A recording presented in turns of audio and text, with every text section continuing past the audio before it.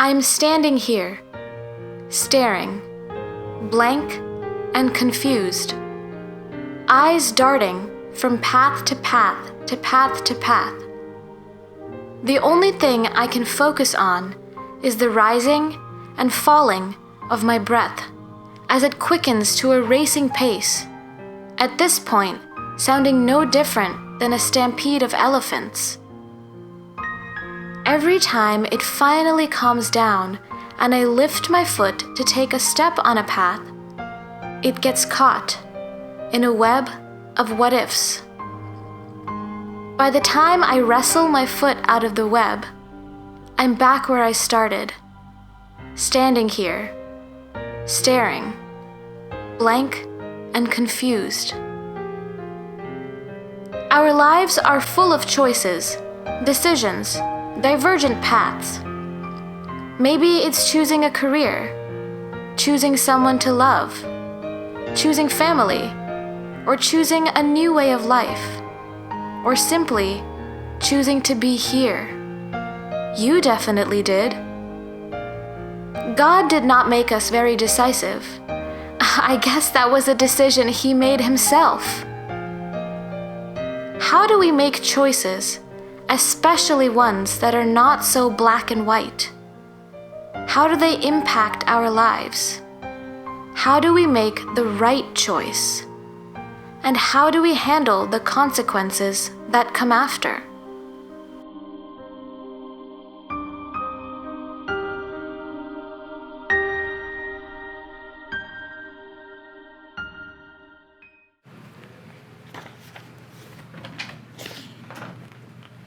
Raj, what are you doing?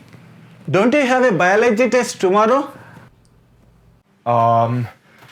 Well, I studied for my biology test. I read all the chapters that are necessary twice. Now I'm reading these 2 chapters for my English homework. You have studied all your chapters twice? Yes. Okay.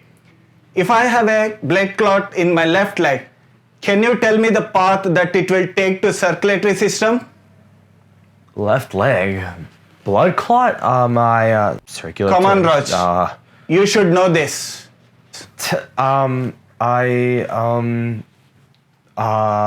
Look, Raj. I understand you have English homework. But the reality is that you can afford to leave some points there. On the other hand, biology is much more important for your career. My career? What does that even mean? You know what I mean. Don't you want a nice car and a nice house? Just look at the statistics. On average, the medical profession is getting a best pay. And here is the New York Times article that I told you about. There will be a global shortage for doctors in next 20 years. And you will never be afraid to get a job. Well, I don't want to be a doctor. What about that don't you understand? Raj, that's enough now. You need to focus. Tomorrow you have a test.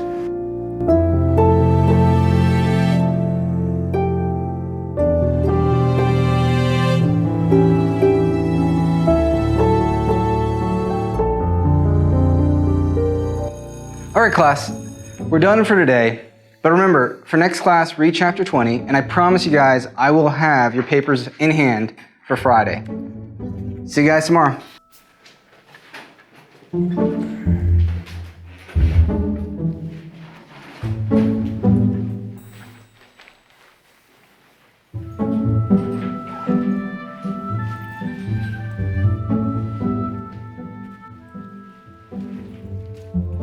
Hey Raj, can you hang back for a second? Sure, Mr. George. So I had a chance to read your Lord of the Fly essay, and I'd say you did an exceptional job. And I'm really proud of you. You really took that moment to think about what was going on in the story and really understand and digest the themes. And I was wondering if have you had a chance to think about maybe doing a summer writing program? Yeah, but I have a lot of homework. And I do enjoy writing, but my dad wants me to take 3 AP Sciences, and the coursework for that is a lot. He's really, really fixated on me being a doctor, and I don't think I have time to pursue writing. He just doesn't understand me. You know, I totally understand. I mean, parents want the best for their kids. It's coming from a place of love. But Oxford has this exceptional program, and I think you'd be a perfect candidate for it. If you'd be up for considering it, here's the brochure. If you want, I could talk to your dad about it. I mean, parent-teacher conference is coming up, and I could try and push him towards it, let him see the value of this program and how it can really help you. I mean, that would be great. It really would. All right, well, for now, just take the flyer, and I'll give him one when I see him. Thank you.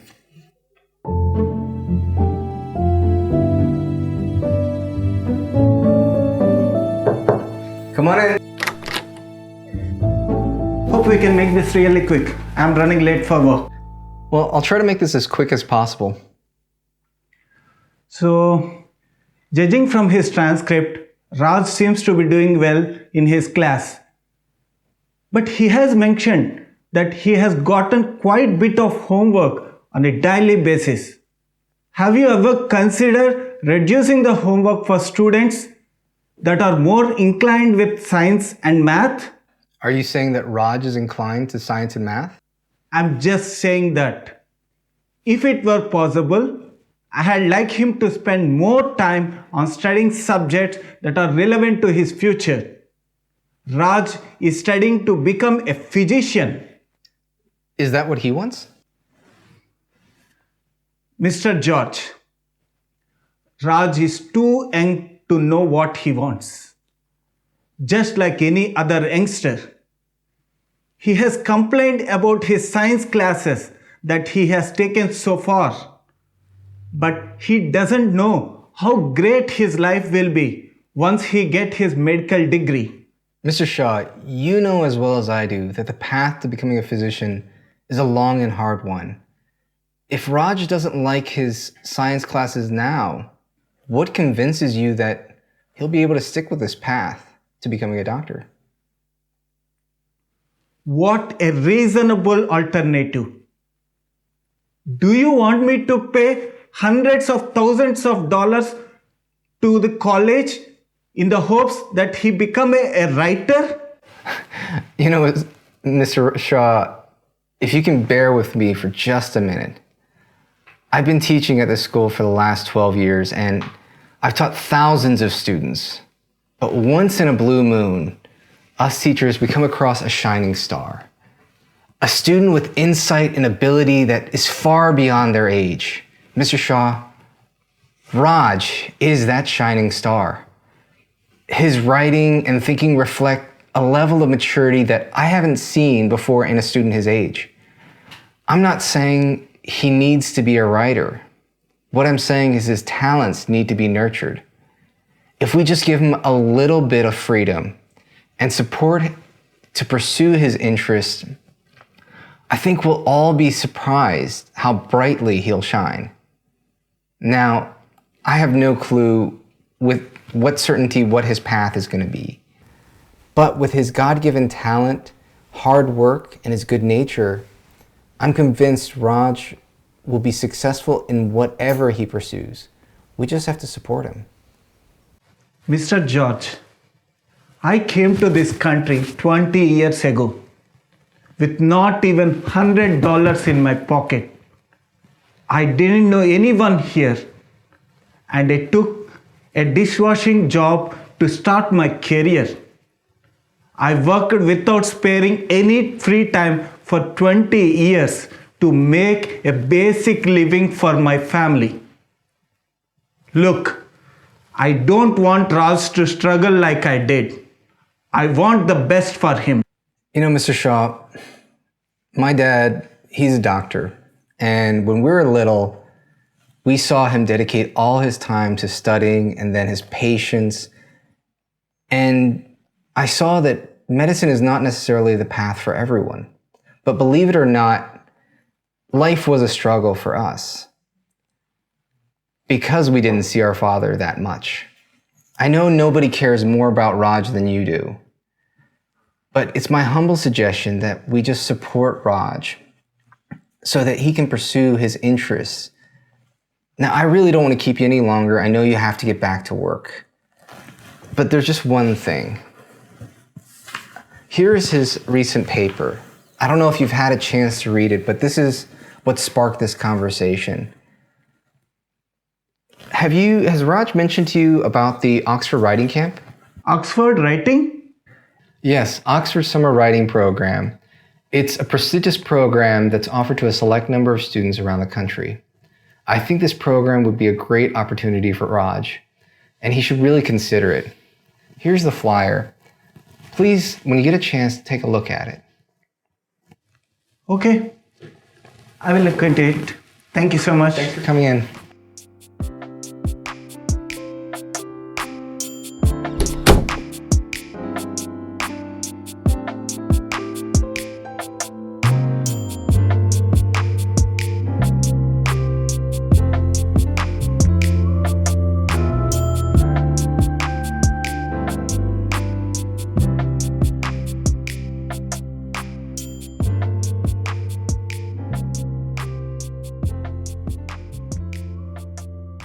So at the end of the day, Swami says that truth has no fear, while untruth shivers at every shadow.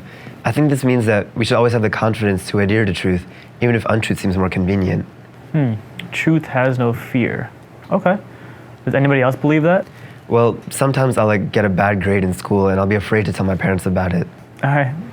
Anybody else? Yeah, Raj.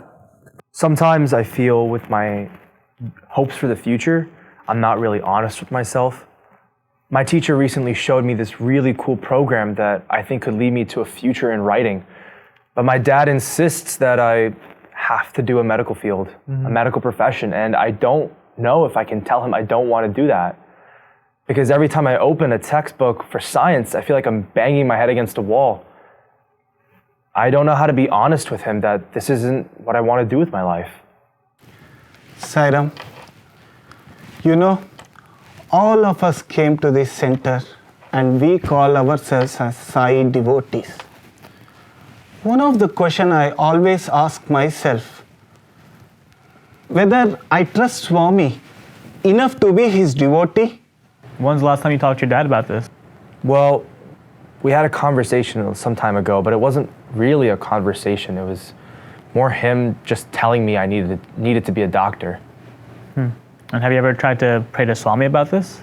So many times I say Brahmar Pranam, even though that doesn't really help. I say Sai Gayatris, all the prayers I can think of, and it hasn't really helped. It doesn't give me the strength that I want, the strength to just tell him that writing is what I want to do and that I need to follow what my passions are, not what his passions are. For example, I always worry about my kids and their future. When things don't work in the way I want it, I sometimes lack faith that Swami will take care of it. All right. So let me get this straight. You basically prayed for strength to part with your dad? Yes. Okay, let's all take a deep breath. Let's try to forget about everything we just discussed. Let's all close our eyes. Try to remember the earliest memory that you guys have. You're probably 4 or 5 years old. What was the happiest memory of that time? Where were you? Who were you with? What were you doing? Sairam, brother, I had the same thought recently. Let me share a story that inspired me. Jevin, what do you remember? Going down a slide with my brother at the local park. Okay. Navi, what about you? Playing tag with my cousin. Yeah, there's freeze tag, TV tag. Now it's all about the geo tags these days on Instagram. Raj, what about you?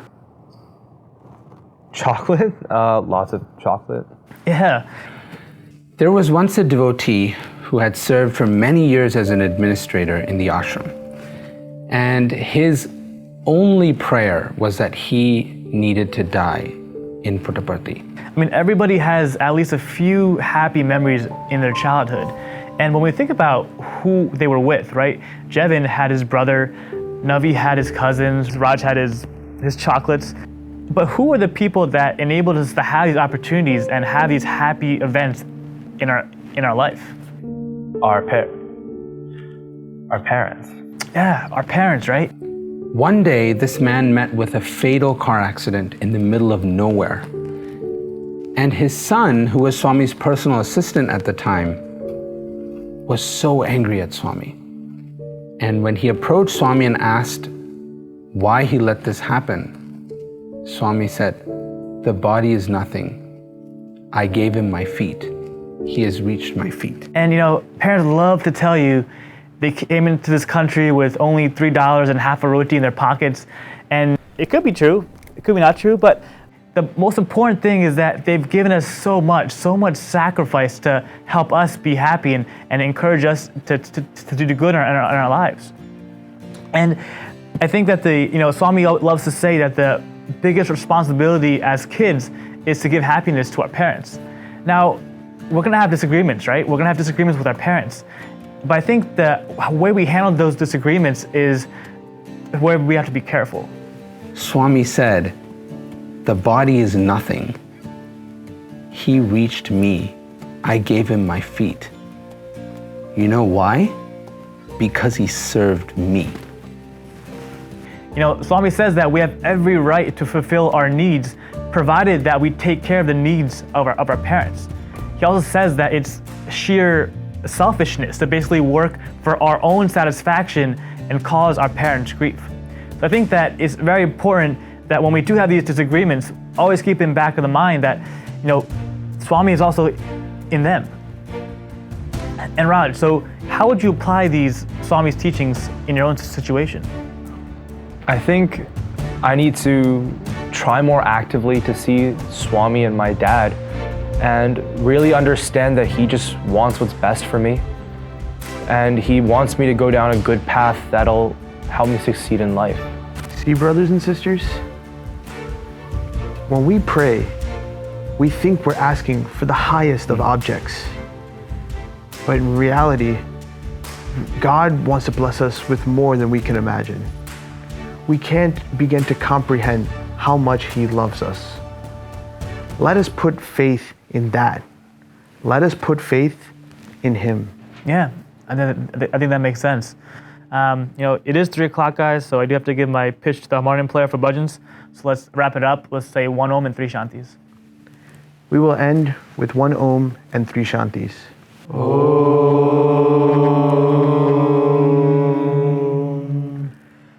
Shanti, Shanti, Shanti.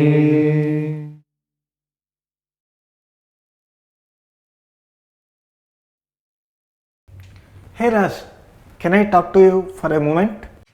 Sure, Dad, but can I say something first? Sure. For a long time now, I know you've been asking me to pursue a career in medicine.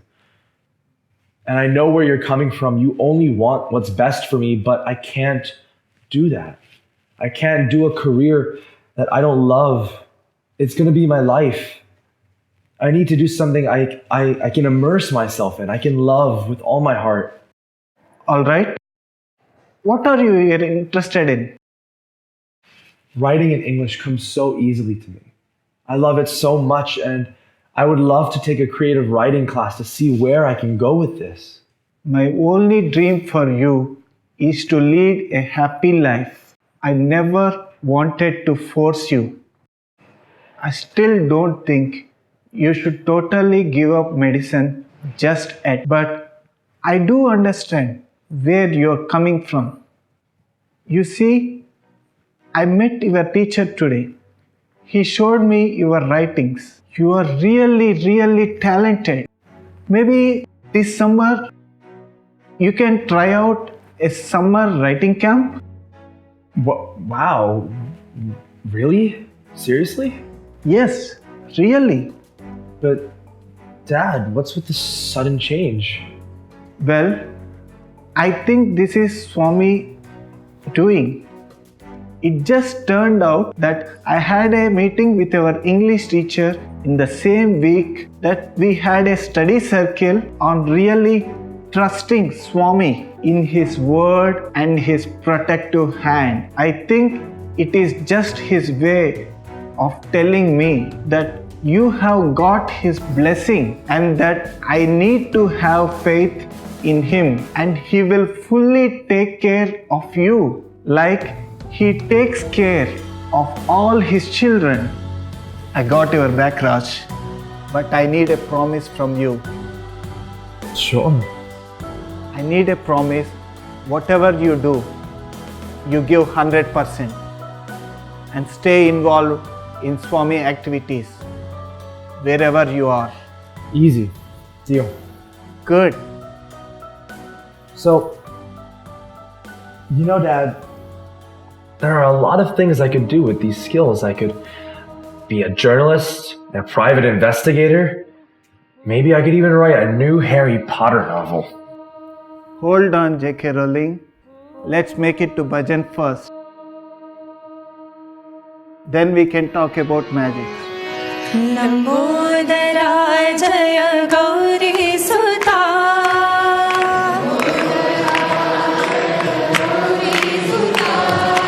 Lambodara Jaya Gauri Sutta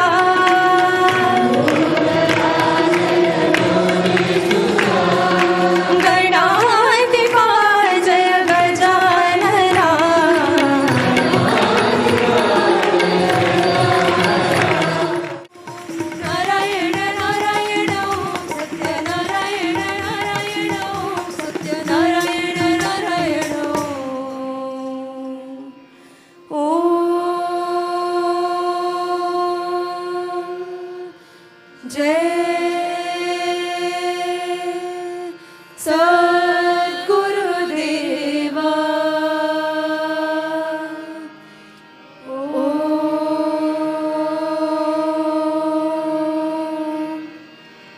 Shanti, Shanti, Shanti.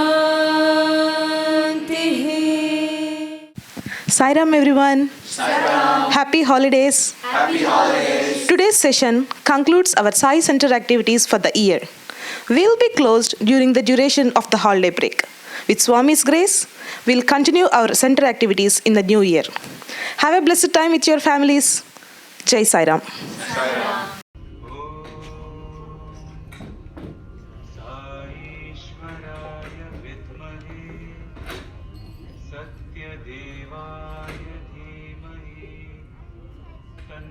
Sai Mia, I want to wish you a Merry Christmas and a Happy New Year in advance. Sai Sahana, same to you.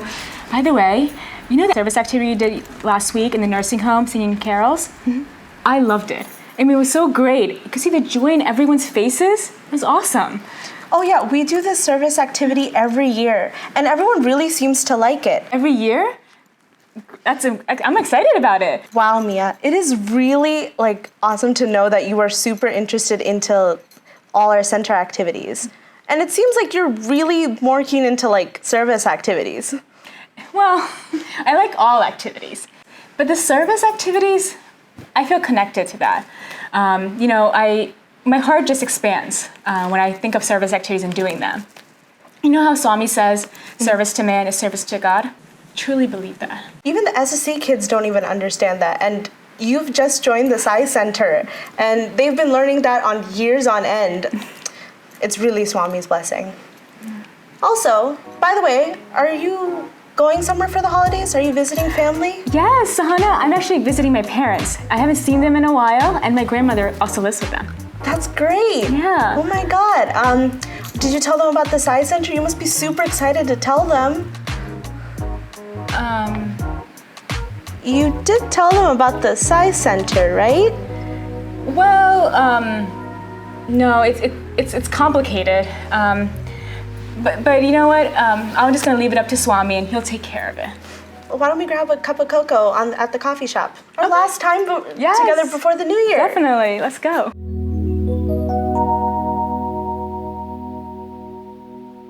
Mom, nothing beats your cooking. Everything looks so delicious. Oh, thank you, Mia. I really miss this when I'm in the city. Oh. Mia, can you pass me the potatoes, please? Oh, no need. Yeah, salad. Ever since your mom caught wind of my heart issues, all she wants me to eat is salad every day, and it's just boring. Anyways, where is the dressing? Right here. Where? That is dressing? Mm-hmm. Dressing is supposed to be creamy, flavorful, in addition to make the experience of eating salad bearable. This is not. This is good for you. Remember, the doctor said that if he has a strict diet, he's more likely to be back on course. May get back on course. May. I would love to enjoy my food. Besides, it's not gonna make a difference. Dad, why did you tell me you had a heart problem? You know there's some great doctors in the city? I could find you one. Mia, you do know that your dad has been seeing the same doctor for, I don't know, what has it been, like 20 years now? And soon, your dad will have to take care of that guy. Mia, don't worry about it. All I have to do is eat right and exercise, and I'll be back on track. True. And Swami will take care of the rest. I'm sorry, Mia. Who?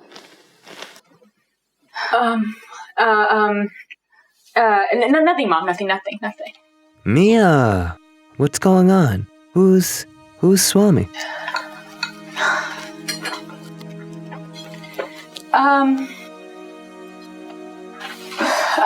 So I have something to tell you guys. About 5 months ago, one of my friends took me to a place called the Sai Center. And it's a place where you do devotional songs, singing, and prayers. Wait a second. Prayers, Mia?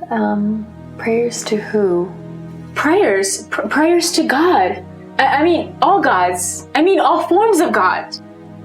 Oh no, Mia. Dad, it's not what you think. It's a place of community, of love and service. They do service projects and study circles. Study circle? Mia, what are you studying at this study circle? We're studying Swami's literature. I mean, Sathya Sai Baba's literature. I mean, he's a spiritual guru. He's God. I've been meaning to tell you guys. Mom, please, don't be mad.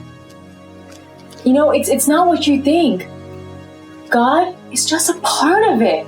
It's not everything. Everything? He's nothing. Well, Mia, what have we told you about God? There is no God. God does not exist. He does. I mean, she does. I mean, we're all God. Do you hear yourself? Mia, you sound crazy. You sound crazy. What are you saying? Mom, I know it's a lot to process, but I really believe it. Swami's God. He's everything. He loves me.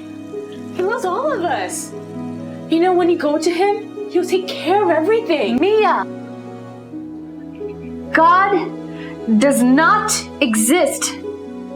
There is no God. You understand me when I say that. God is not real. If God were real, would your grandfather, my father, have died in that tragic car accident? And maybe this makes sense to you. There's no God, and you know why? Because your father then wouldn't have this terrible heart condition. God? Mia, I did not, I repeat, I did not send you to the city, an educated young lady like yourself, to come waltzing back into my home and lecture me about this absurd, crazy nonsense God, whatnot, in your circles. There's no God. Understand that. Mom, try to understand. I can make you see the same about Swami. I would love you to. Stop it. That's enough. I've heard enough from you. I can't believe I entertained it this long. Mia, listen to me. Either you can, you know what? You could do one of two things, as far as I'm concerned. You know, you could go ahead and believe in your God and Swami and whatever you're praying to. You'll find out it's a waste of your time, but and you can think about if you want to choose that or you want to choose us, your family, and come back to reality. But the choice is yours. You decide.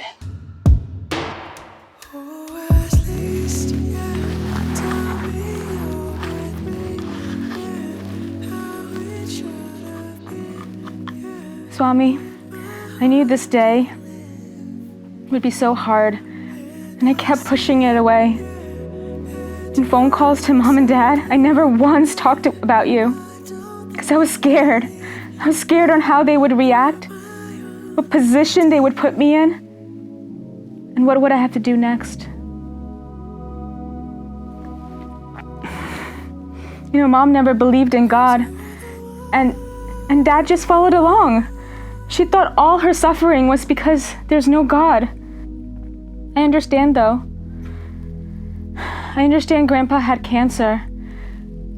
And he was suffering anyway. And the car accident was just a quick way of getting back with you. I don't understand Dad's heart condition yet, but you know, I will. I get Swami. I get it, Swami. Why can't they? Why can't they love you like I love you? What do I do? Help me. Where am I? Shh.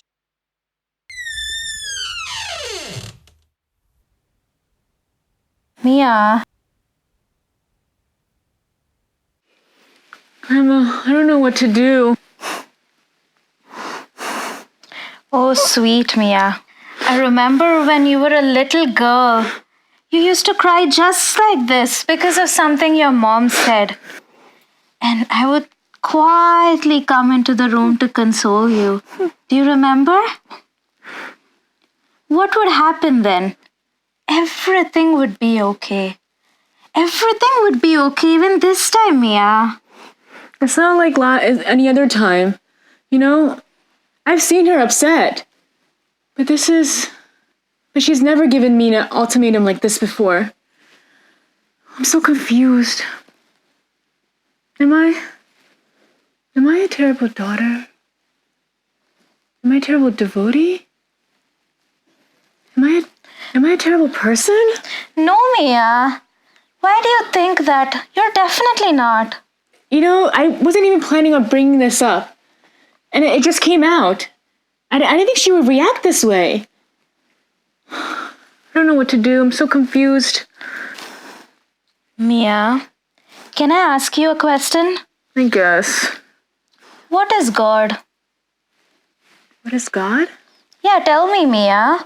What is God to you?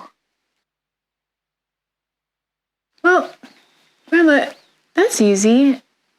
Everything is God.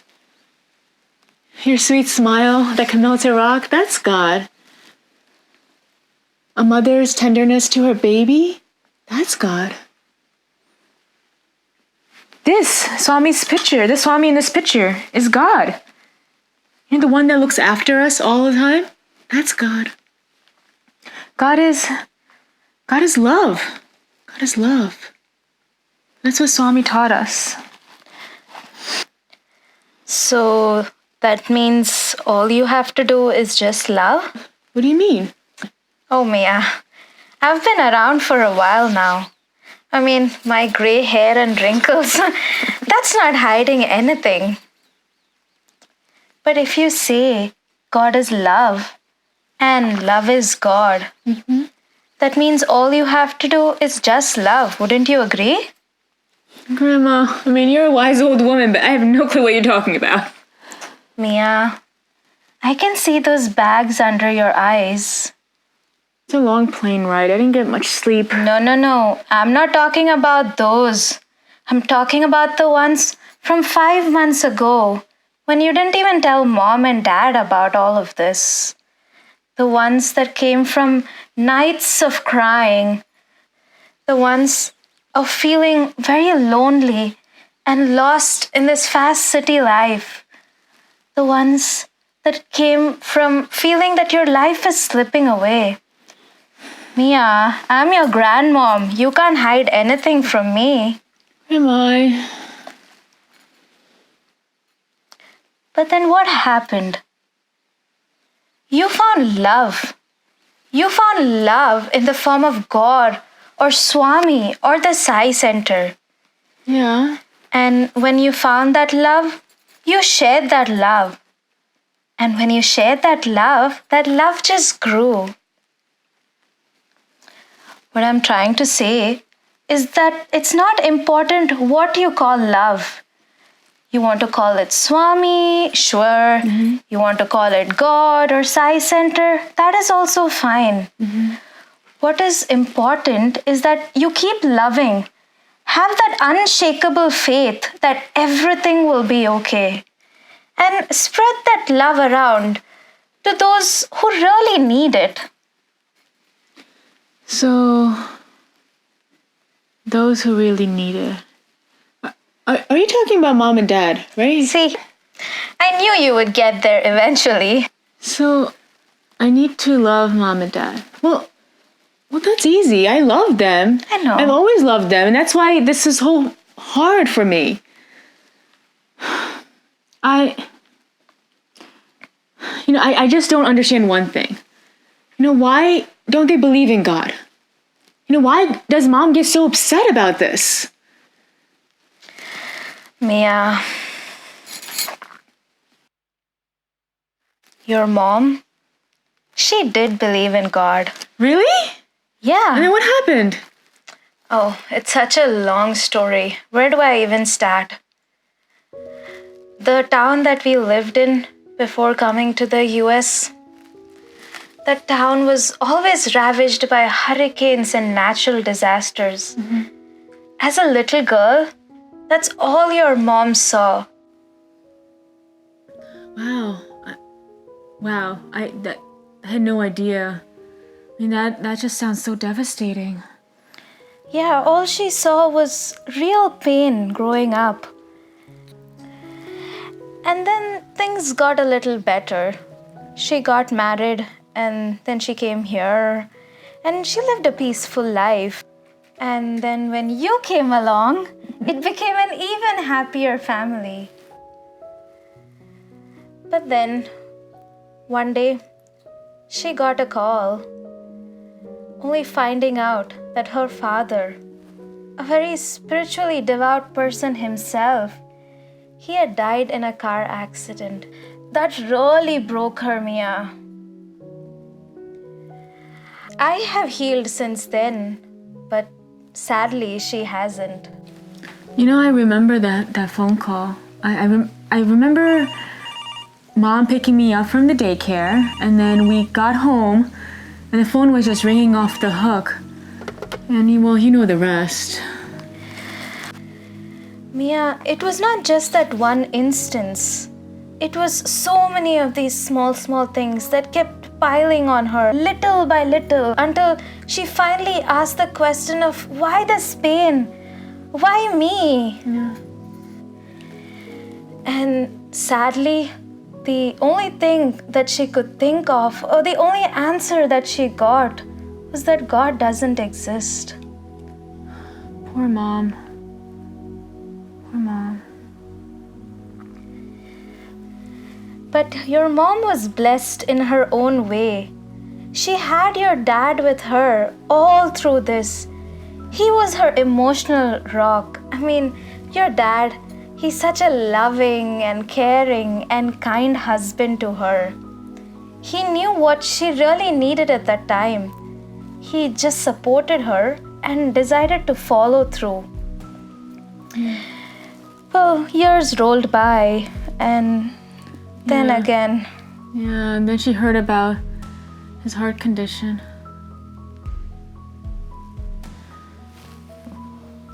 Yes, Mia. Can you imagine what she must be going through? I can't even imagine. I can't digest this information. You know, I don't even know what she's going through. You know, and all the emotions that she must be going through just when I started talking about God and Sai Center. You know, I should have known better. Mia. Should have known. It's okay. You didn't know the whole story. But I knew she didn't believe in God. I knew, you know, I knew she didn't believe in God. I shouldn't have brought it up. It just came out. And I thought eventually she would come around, you know? I don't know what I should do, Grandma. I don't know. Mia, I think your mom just assumed that if we didn't mention God at all in this house, you would eventually follow through. But to find out today that you believe so strongly in God, that was a whole plot twist in her life today. I mean, I love Mom. You know, she's been there for me, thick and thin. She's my best friend. You know, when I couldn't tell her that about Sai Center, that ate at me. I wanted to tell her. Grandma, what do you think I should do? Should I stop believing in Swami? Is that even possible? No, Mia, you shouldn't do that. Then I'm lost. I don't know what to do. Mia, you said that God is love and love is God, right? Yeah. It doesn't matter what you call that God. Call it Swami or Sai Center. Why do you really want to put a label on it? All you have to do is love. Keep following Swami's teachings, and then everything will eventually fall into place the way it's supposed to.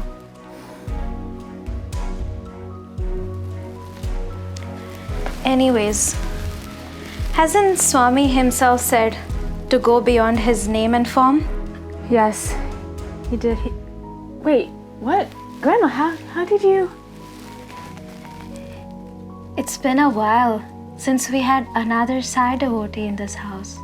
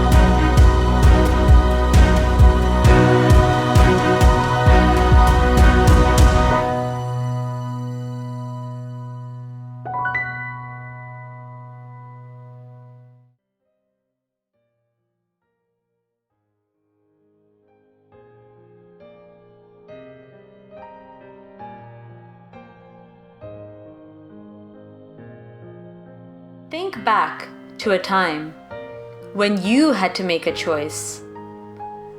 With the weight of decision bearing down on your shoulders, hands trembling and shaking, and sweat slowly making its way down from the crown of your head.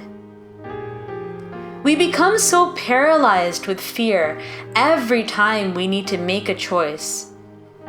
Not so much because of the choice itself, but rather for what comes after. What silly humans we are, though, because can we ever perfectly foresee the consequences of our decisions?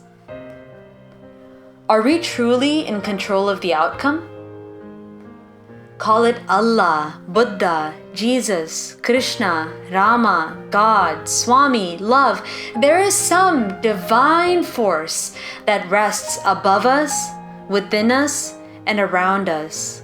A divine force that is truly in charge. Then what about us? What are we in charge of? Is it simply enough to make a choice and surrender the rest? Well, let's see.